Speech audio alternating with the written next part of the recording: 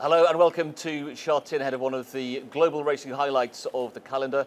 It's the Hong Kong Jockey Club International races this coming weekend. 4 Group 1 races, £12.5 million in prize money, and you'll see it live on Sky Sports Racing.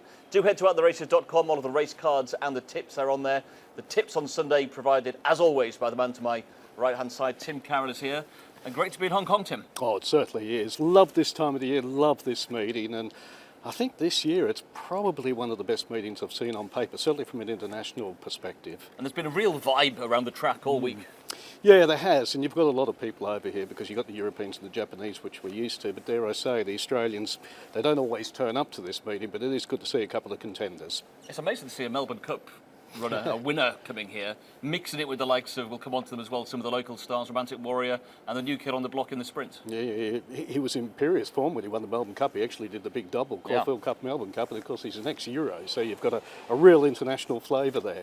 So we've got the first of the big races, the Hong Kong Vase. Without a Fight is the horse we've been talking about. European runners have won 22 of the 30 renewals of this, but Japan have done well in recent years. But we have to start with Without a Fight, who's been a big talking horse this week. Connections seem as if he's coming here really on his A-game. Yeah, look, he was off for a year after that Melbourne Cup victory. He had a tendon problem, and that's normally, I mean, they can be a different variety of tendon problems, so it's not normally a good problem. But he made a very nice return when he finished third in the Champion Stakes, and he's entitled to come on leaps and bounds for that. My issue would be he's an all-out closer. He likes to come off a quick pace, and I don't see a lot of pace in the race, but he's such a good horse, you'd have to include him. I've put him in for third because I just think he's so good, but I am a little bit concerned about how the race will set up for him. Okay, encouraging speaking to Sam Friedman this week, though, that you think the horse is exactly where he was just before the Melbourne Cup. Yeah, the funny thing is as well, when at the barrier draw, when he drew the inside one, you could hear this sort of gasp there because he's a hold-up type, but Sam seemed to think it was a really good draw for him. So who knows, maybe they've got a little plan up their sleeve and maybe they'll ride him a little bit closer to the pace. But he's a seriously good horse when they've got him right, and given what he's come back from, you'd have to think they wouldn't be coming over here unless they think he is a genuine chance. Well, Europe's well represented. We've got Giavolotto, Luxembourg, Dubai Honour, Irisine, Macassart, Continuous, all coming across. What would be the best of those? I think Luxembourg. He was very good in the other race last year against Romantic Warrior. He finished just in behind him. Now, I know he's been unplaced these last 3, but he has kept some very good company. And let's not forget, he was only beaten 5 lengths by Rebels Romance in the Breeders' Cup Turf, and that race didn't really pan out for him. I also think tactically, I'll get back to the pace aspect here. Now, I don't know what Coolmore will elect to do, but it wouldn't surprise me if Luxembourg's very much up on the pace. And I kind of get the feeling you probably want to be fairly close to the lead here, because when you look at the race map, if anything, it's only maybe the 2 Coolmore runners that will go forward, and maybe the K Ying horse as well, K Ying Generation. But on paper, there's not a lot of pace there, and I think both of the Coolmore horses are in with a chance here. Okay, who's on top? I'm going to put Luxembourg on top. Okay, Luxembourg on top. It could be another one then for the Europeans in the Vase. Moving on to the second race, the sprint car, Ying Rising. Everyone's been talking about him. We've seen what he's done on the track. He broke the track record geared down here last time out. Just how good is this fella? I said to you the other night, I think he's the closest thing I've seen to Black Caviar. I think he's that good. I think he's got the potential to run well into the 130s, which is pretty rare air for a sprinter. When he broke the track record, now you've got to remember here at Sha Tin, this track's been running the same for 25 years, and you think of some of the sprinters that have been on this track, the Chautauquas, the Silent Witness, the Sacred Kingdom, who held the track record. He broke the track record with Zach waving to the crowd. I mean, it was incredible. He doesn't really show emotion. No, he's got everything. He's got early pace, although they could ride him from the back if they wanted to. But he's got early pace. He's got a high cruising speed. Then he kicks off the high cruising speed.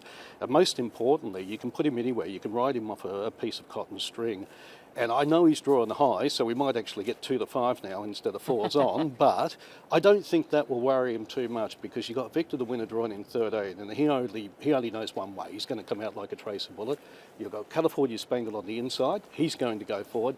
I think Zach will probably elect to go forward. He doesn't have to be in the first 2 or 3, but I think he'll probably end up outside California Spangle with both of them following Victor the winner, cutting the breeze, but I don't think that will worry him at all. I expect him to win, and I think he'll win well. So how do we play the race? We're looking for the forecast, the exacta, and each way play against him? Well, look, you've got the 1-2 from the Sprinter Stakes in Japan, and that's normally a pretty good form race for this. Dannon Smash ran second in it in 2020, and then he came over here and won it. So I'd probably put in the 2 Japanese runners, simply because the locals aren't up to Ying Rising's standard. And the other one I'd probably throw in there, maybe a little bit heart over head, if I'm honest, but Stardust. I know the Europeans have a pretty poor record in this race, but if you have a look at the Breeders' Cup and what he did there, I mean, it was a suicidal pace over 5 furlongs. Mr. Cogburn went like a tracer bullet. He's not going to quite get that sort of pace here, but he's still going to get a high-pressure race. He's drawn, I think, in 5, if I remember correctly. And I think Russell will just probably, a little bit like the Breeders' Cup, ride him for a bit of luck. And there's going to be a few in this race halfway up the stretch, Halen and Cab, whereas he should be finishing. And I think he'd have an each-way shout, because if you take out Ying Rising, it's a wide open race. I mean, it would be 9-2 the field if you took the favourite out. So I think Stardust could run a little bit of a race as well. Any chance California Spangle would be an each-way play?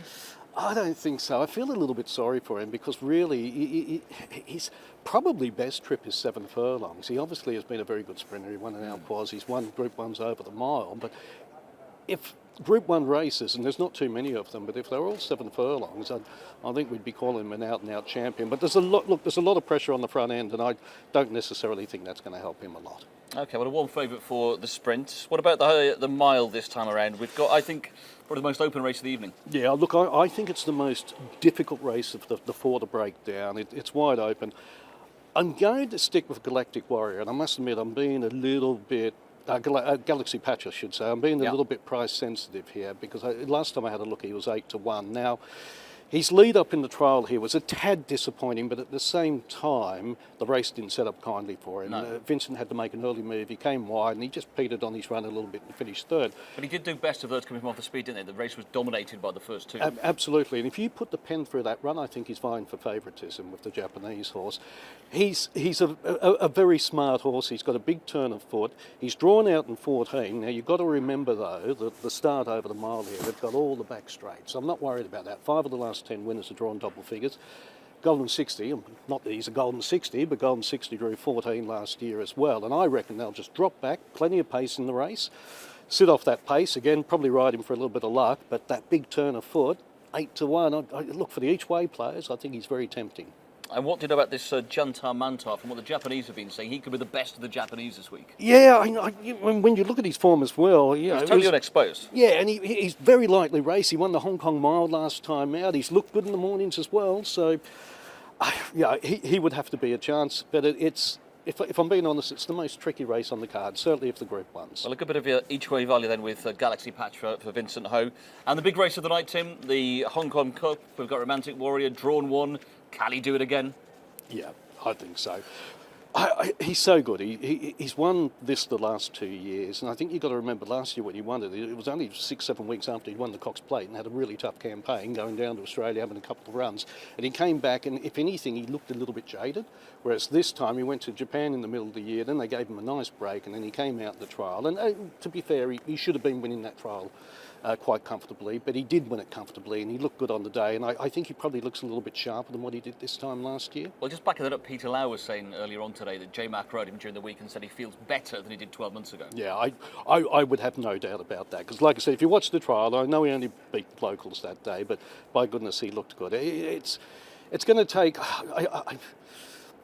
Liberty Island, I know we'll get to her in a moment, but when you look at those two, they're just head and shoulders above the rest when you look at the ratings, and he's playing at home. I mean, Liberty Island's not really been at her best on an Equinox form going back a bit. She could bustle him up. Yeah, well, if you go on a 3-year-old form, by goodness, that would be a match-up. She won the Triple Tiara, and as you say, she then came out and ran second to Equinox, the world's best horse probably the last 2 years, and one of Japan's best horses ever, and that was in the Japan Cup.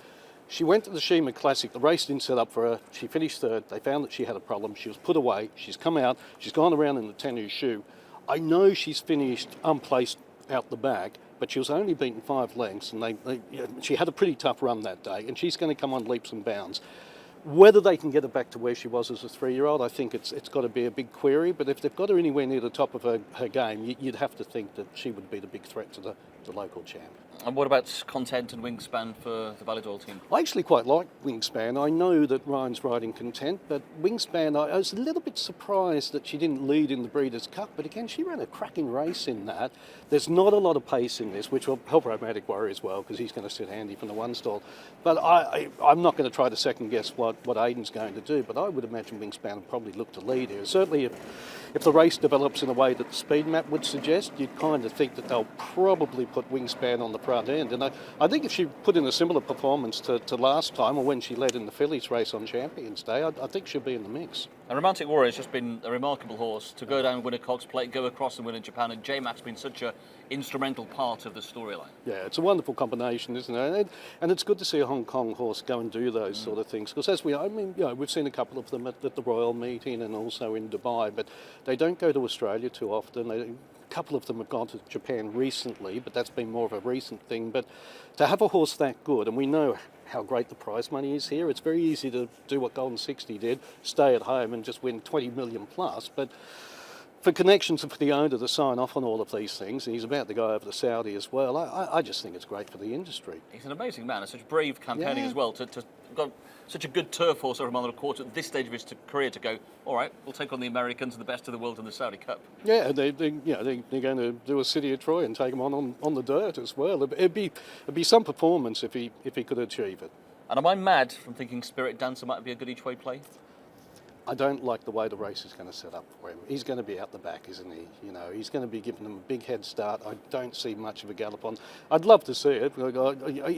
He's a very likeable horse, and I'm a big fan of Richard Fahey, but if I'm being honest, I don't know if he's quite got the quality of a couple of the horses we just mentioned as well. But I mean, Romantic Warrior is the one to beat. I suppose after that, maybe second and third are up for grabs, especially if Liberty Island doesn't turn up.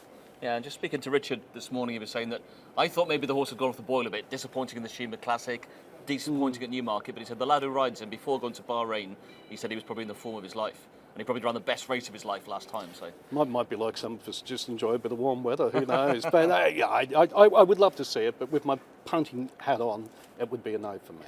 And it just goes to show the strength of the horse population. Small population here in Hong Kong, but when you think you've got Romantic Warrior and arguably the world's best sprinter here as well, it just shows the quality they've got. Yeah, and they've had world-class milers and sprinters for a long time. Admittedly, Romantic Warrior is an exception to the rule. They probably suffer a little bit at the 10, 12 furlong mark where the Europeans and the Japanese come over and tend to dominate. But it's a real melting pot of international breeding, if you like, because they buy the horses all from Australia, New Zealand, Europe, even South America. So it's really interesting as someone who does the form, and you look into the race and you've got a horse that's Romantic Warrior originally purchased in Europe, and then you've got Ying Rising from New Zealand, then you've got an Australian horse like Golden 60.